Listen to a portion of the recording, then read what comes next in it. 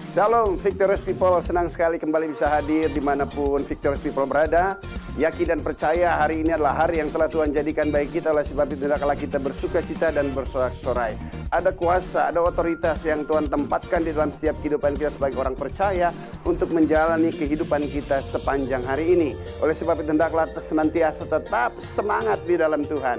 Sebab sungguh tak pernah berkesudahan kasih setia Tuhan, tak habis-habisnya rahmatnya senantiasa baru setiap pagi. Besar kesetiaan Tuhan bagi setiap kita. Nah, Bapak Ibu yang saya kasih dan dikasihi, pada kali ini kita akan sedikit membahas tentang kerendahan hati. Kita akan ambil ayat firman Tuhan terambil dari Filipi 2 ayat 2 dan ayat 3. Demikianlah kebenaran firman Tuhan. Filipi 2 ayat 2 dan ayat 3. Karena itu sempurnakanlah sukacitaku dengan ini. Hendaklah kamu sehati sepikir, dalam satu kasih, satu jiwa, satu tujuan, dengan tidak mencari kepentingan sendiri atau puji-pujian yang sia-sia. Sebaliknya hendaklah dengan rendah hati yang seorang menganggap yang lain lebih utama daripada dirinya sendiri. Haleluya.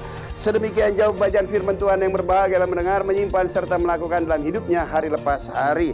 Di situ dikatakan hendaklah kita semua mempunyai satu hati, satu pikiran, satu kasih, satu jiwa, satu tujuan.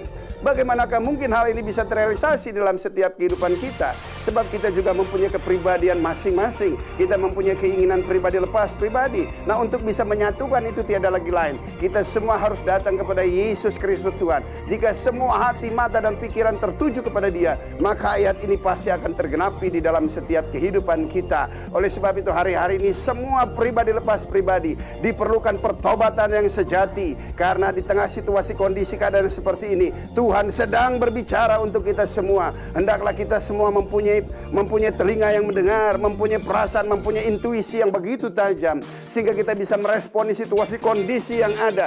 Hari-hari ini menjelang akhir zaman, keadaan bukan semakin baik, keadaan akan semakin sukar. Kita bisa melihat situasi kondisi yang ada hari-hari ini. Nah, oleh sebab itu dengan situasi kondisi itu Tuhan menarik hati kita untuk senantiasa datang kepada Dia. Oleh sebab itu setiap pribadi termasuk yang lagi ngomong, diperlukan pertobatan yang sejati. Oleh sebab itu bertobatlah di dalam Yesus Kristus Tuhan. Sebab hanya di dalam Dialah kita boleh memperoleh jaminan keselamatan, anugerah, serta kehidupan yang kekal. Dan percaya penyertaan perlindungan pemeliharaannya sepanjang musim kehidupan kita. Dia selalu senantiasa menyertai di dalam setiap kehidupan kita. Itulah bagian setiap kita yang mau datang dan bertobat serta bergantung harap kepada Dia. Pertobatan menghasilkan satu perilaku yang baru.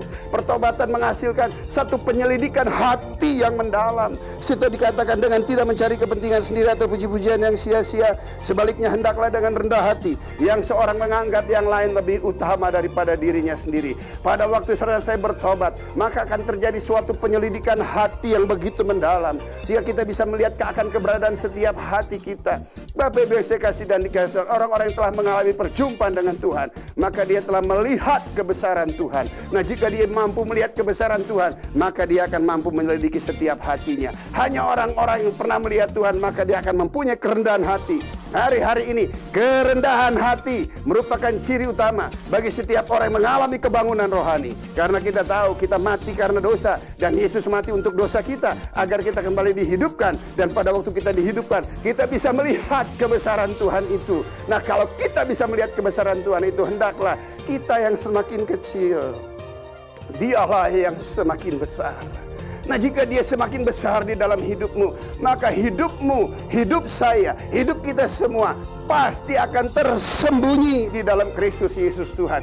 Masalah problema boleh ada, bahkan kemalangan orang benar banyak, tetapi Tuhan senantiasa meluputkan dia. Tetapi lihat, orang fasik akan rubuh di dalam bencana.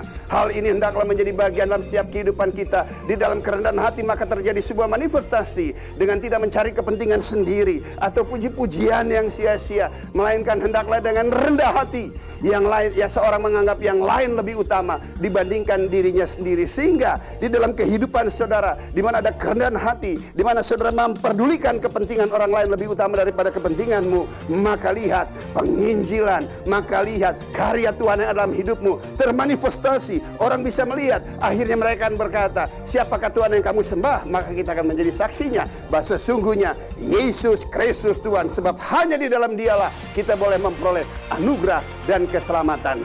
Haleluya. Tuhan memberkati. Tetap semangat dalam nama Yesus. Kita berdoa. Bapa di surga, dalam nama Yesus kami berdoa, dalam nama Yesus Tuhan, biarlah pertobatan yang sejati menjadi bagian dalam setiap hidup kita. Aku berdoa biar Roh Kudus melawat dan menjamah serta memberkati mereka semua dimanapun berada. Kerendahan hati menjadi bagian kita. Di dalam nama Yesus. Haleluya. Victorious people, tetap semangat. Amin.